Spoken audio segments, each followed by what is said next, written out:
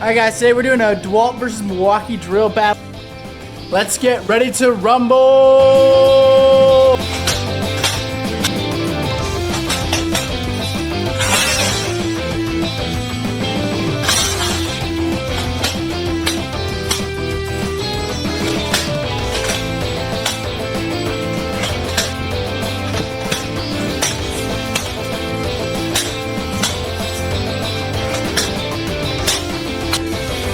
Alright, so it looks like the Milwaukee broke the DeWalt chuck.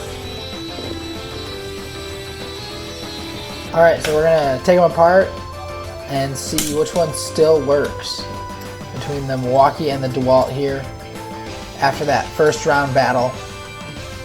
The big question is, do either of these still work? Let's see. Milwaukee? Nothing. DeWalt? Still working.